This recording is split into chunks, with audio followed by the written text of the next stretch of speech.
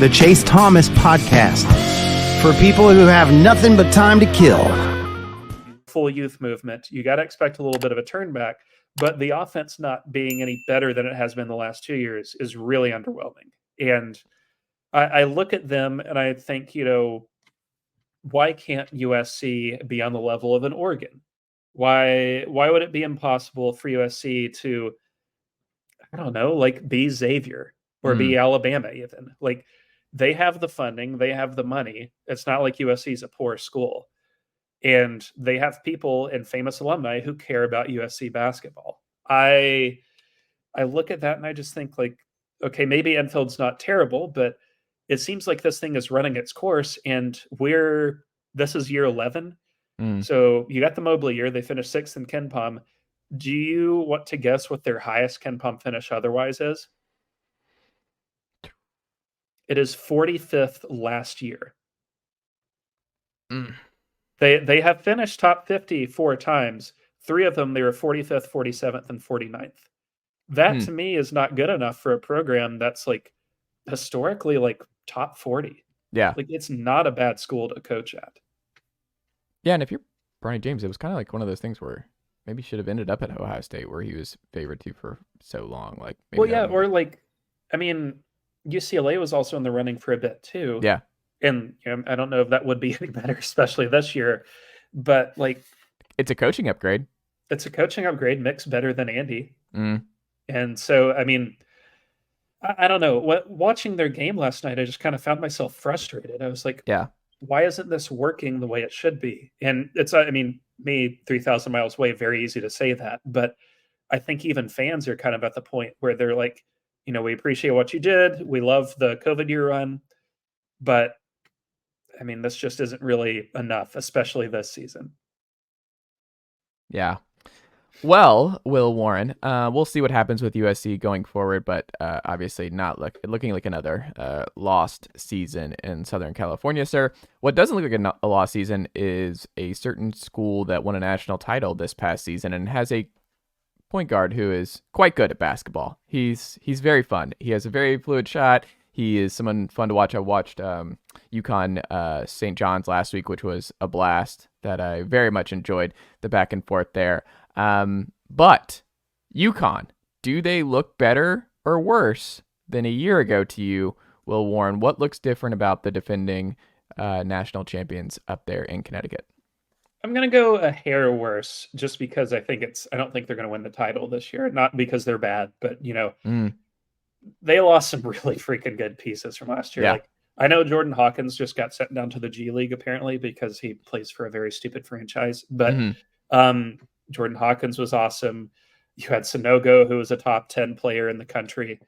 I mean, so last year, it boils down to this basically for me. So obviously Tristen Newton's awesome this year, and that's great. But it basically is like last year, your center rotation was Sonogo and Klingon. And this year, your center rotation is Klingon and Samson Johnson. And not to say that Samson Johnson is bad at all, but he is limited a little and not quite as dominant of either a rim protector or a rebounder as Klingon was, or as Sonogo was for that example. And to add on to that, Sonogo became quite the 3-point shooter last year. He really stretched the floor.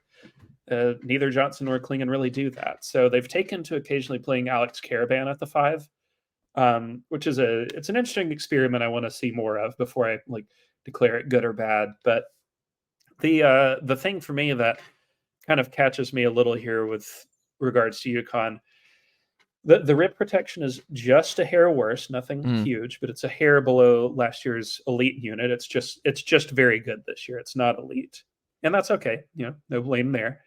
I think they give up some more open shots than I felt like they did last year. And I have noticed UConn fans being a little cranky online. Shout out to they're always cranky, but they're good people, I promise. Their offense is beautiful to watch when it's humming. But I noticed them getting a little cranky during the I was trying to remember which game it was, the Seton Hall game. Because they didn't feel the off-ball movement was very good, or they didn't feel like anybody could go and get a bucket. And true to form, like UConn, it's a beautiful offense, but they really don't have any at this moment, 1-1, go and get it, guys. Like, that's kind of Klingen's thing. And when Klingen is out, as it appears he's going to be for 4 or 5 weeks, then it's on Newton. And I like Newton a lot, but Newton has not been a great score first guy. He's an amazing creator, an amazing foul drawer, but just 34% from 3, 54% from 2. Those are fine. They're not really elite. Cam Spencer's looked really good. Caravan's looked really good, but I do still worry about their depth a little bit. I don't love much of the bench options. Like Hassan Diarra is okay as a limited figure, and he's a solid defender, but he's 22% from 3 on the season. Jalen Stewart hasn't really popped for me. I talked about Johnson. Stephon Castle's the intriguing piece, of course, but hasn't really flashed as a shooter much. So when they're down Klingen, I think these next 3 to 4 weeks are really going to be telling, because we were almost reliving the same story we did last year, where they looked like, gods in non-conference play. And then once the light switched to the Big East play, it was as if they had their, power sucked away from them. So I want to see how they handle this next stretch of games. There's no obvious L's on the board here, but there's some tricky figures. So you got Road Butler next Friday, Road Xavier 2 weeks from now. You got Creighton at home. You got Villanova on the road. And all of those look like they're going to be before Klingen's return. So I want to see how they handled those before I get really comfortable calling it one way or the other. But I do think it's a hair lower of a ceiling compared to last year, which is not a bad thing. They're still a title contender. Yeah. And they get to avoid Marquette for a long time. Yeah. They don't play Marquette until after Valentine's Day, which is crazy to say. Yeah. But it's good for them. Do you think, what would you say is a bigger takeaway for you in terms of the last thing here on UConn? Their loss to Seton Hall or their victory over Gonzaga? Which do you think showed more to you about what this year's UConn team is? I think they're both the same, but for different reasons. So Gonzaga, you got to see them do something that very few teams do, which is their defense was so good in that game. Gonzaga had a streak, and this was during COVID, and it's been interrupted since, but it was at the time almost 70 uninterrupted games of shooting 50% or better from 2. When I measured the stat, it was before the Baylor title game. The next longest streak in college basketball was 9 games. Wow. So that goes to show you, like, it's really freaking hard to be that good on 2s every night. Yeah. UConn held them to 45%, and Gonzaga, frankly, was lucky to get there. Like, they missed some 3s and, like, could have hung around a bit better in that game elsewhere. But, I mean, like, UConn Go. Nicely done, nephew. The Chase Thomas podcast. Hell yeah.